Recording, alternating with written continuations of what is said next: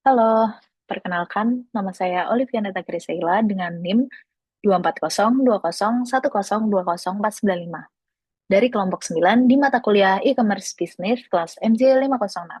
Di sini saya dan teman-teman saya akan menyampaikan tugas presentasi yang telah kelompok kami selesaikan dengan memilih UMKM Keripik Tempe RNG. Langsung saja kita masuk ke pembahasannya.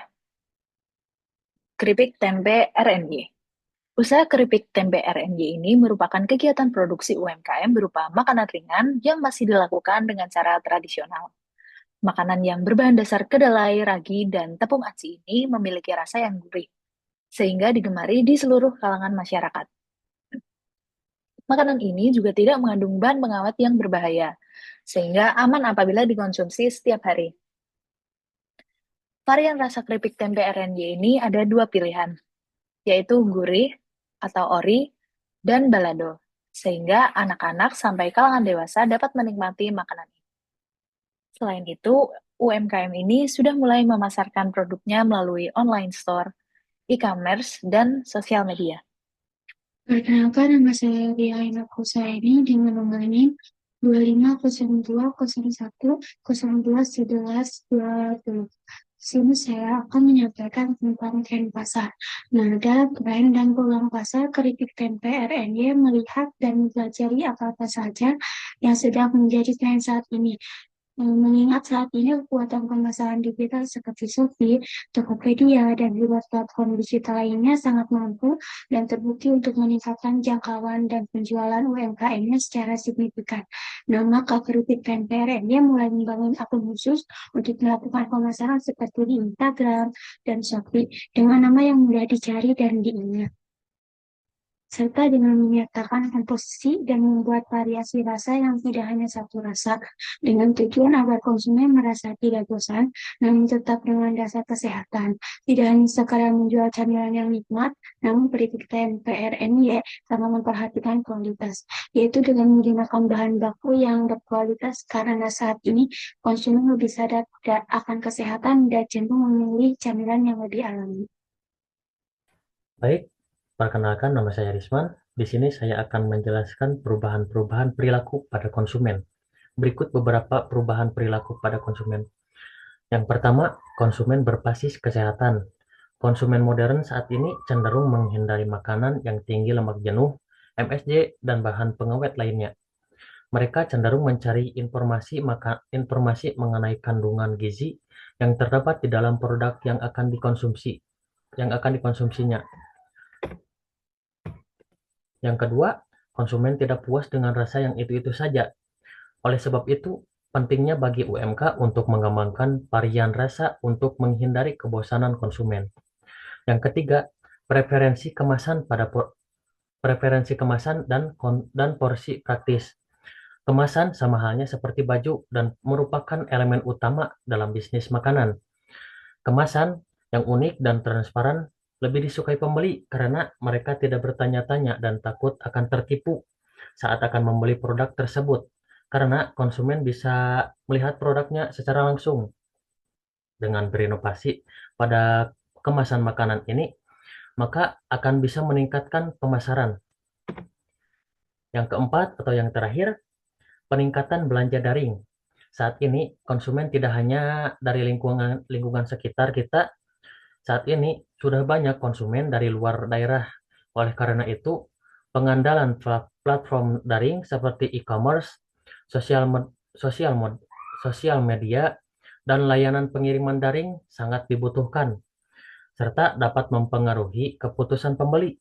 Selain itu, hal yang tidak kalah penting adalah ulasan sesama konsumen melalui platform guna meningkatkan kepercayaan dan engagement customer. Mungkin sekian dari saya, dilanjut oleh teman-teman saya yang berikutnya. Perkenalkan, nama saya Priscila Novasielsana. Di sini saya akan menyampaikan tentang strategi pesaing.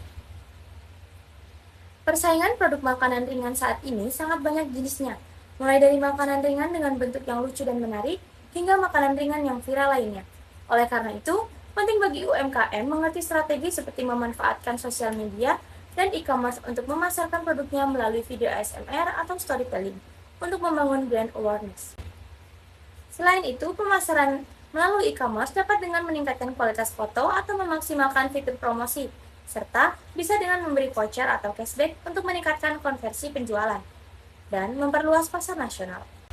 Namun, meskipun sudah mulai masuk ke platform digital, Keripik Tempe RNY harus tetap mempertahankan agennya dengan program loyalitas seperti diskon dan lain sebagainya yang bertujuan untuk memperkuat retensi dan jaringan distributor tradisional. Ya, selanjutnya mengenai pengembangan pemasaran akan saya jelaskan. Perkenalkan dulu, saya Huinta. Usaha keripik tempe saat ini masih mengandalkan pemasaran tradisional melalui promosi dari mulut ke mulut. Pola pemasaran seperti ini belum optimal dalam meningkatkan jangkauan pelanggan, terutama di era digital yang menuntut pemanfaatan media sosial dan platform e-commerce secara lebih strategis. Oleh karena itu, kami mulai membangun pengembangan rencana pemasaran melalui e-commerce yaitu Shopee dan membuat akun sosial media berupa Instagram dengan nama akun @keripik_37. Dalam strategi e-commerce, keripik tempe memberikan voucher dan cashback agar konsumen repeat order, serta strategi penjualan ke agen tetap dipertahankan dan memperkuat loyalitas bisa dengan memberikan diskon pembelian dalam jumlah besar serta layanan dan prioritas pre-order. Baik, terima kasih atas waktunya. Sebelumnya, izinkan saya untuk memperkenalkan diri. Nama saya Puri Purwanti. Saya ditugaskan untuk menjelaskan target pasar dan segmentasi. Yang pertama, saya akan menjelaskan tentang target pasar. Target pasar usaha keripik tempe RNY ini adalah konsumen yang sadar akan kesehatan sehingga mereka mencari cemilan yang sehat dengan kandungan protein dan nabati. Ya, seperti keripik tempe ini kan ya diolah dengan secara sehat, bersih gitu kan. Lalu ini selain generasi muda dan keluarga, anak-anak juga ikut menikmati cemilan ini. Kenapa? Itu karena kami menyediakan berbagai macam variasi bumbu keripik tempe ya. Lalu di sini untuk segmentasi pasar. Di sini ada 4 poin. Yang pertama itu konsumen yang sadar kesehatan dan mencari cemilan bergizi terutama protein dan serat. Lalu yang kedua, generasi muda yang aktif di media sosial dan menyukai cemilan kekinian. Yang ketiga, keluarga dengan anak-anak yang mencari cemilan sehat dan lezat. Yang keempat, konsumen yang ingin mencoba cita rasa baru dengan variasi bumbu keripik tempe. Nah, di sini untuk strategi pemasarannya.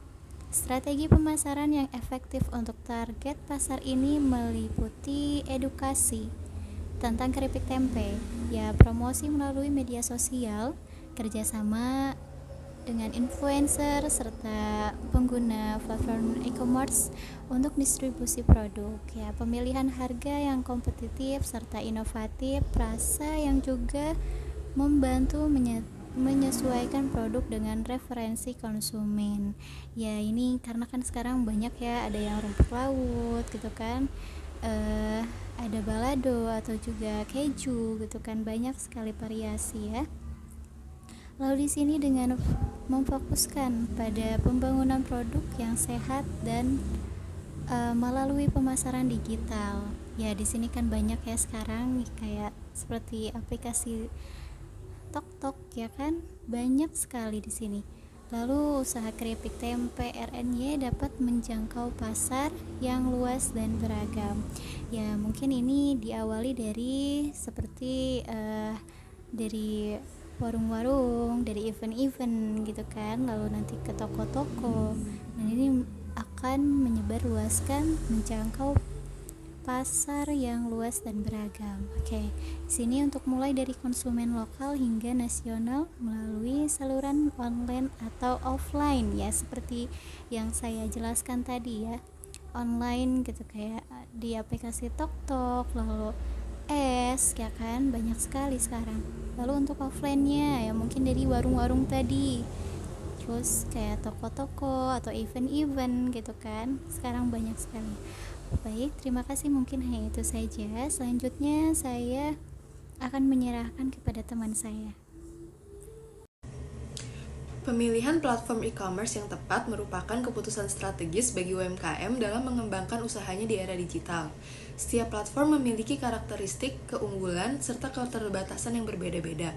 Oleh sebab itu, maka pemilihan harus didasarkan pada analisis mendalam terhadap berbagai aspek yang mempengaruhi efektivitas pemasaran, operasional, dan keberlanjutan bisnis. Seperti pada yang pertama itu aspek keamanan transaksi dengan sistem pembayaran yang aman sehingga hal ini dapat membangun kepercayaan konsumen dan meminimalisir risiko operasional. Yang kedua, aspek pasar dan audiens. Hal ini menjadi pondasi utama dalam pemilihan platform e-commerce karena keberhasilan penjualan dipengaruhi oleh audiens dan pengguna platform. Yang ketiga, aspek biaya. Platform dengan jumlah pengguna aktif yang besar memang menjanjikan potensi penjualan tinggi, namun belum tentu efektif jika tidak sesuai dengan segmentasi produk UMKM. Yang terakhir, aspek pemahaman terhadap regulasi. Secara keseluruhan, pemilihan platform e-commerce yang ideal harus mempertimbangkan keseimbangan antara potensi pasar, efisiensi biaya, kemudahan penggunaan, dukungan logistik, keamanan reputasi, layanan penjual, skalabilitas, dan kepatuhan terhadap kebijakan. Dari keseluruhan aspek ini, keripik tempe R dan Y akan difokuskan untuk dipasarkan melalui platform e-commerce yaitu Shopee dan sosial media berupa Instagram. Demikian presentasi dari kelompok kami. Apabila ada salah kata dan salah dalam penulisan materi, kami memohon maaf. Terima kasih. Wassalamualaikum warahmatullahi wabarakatuh.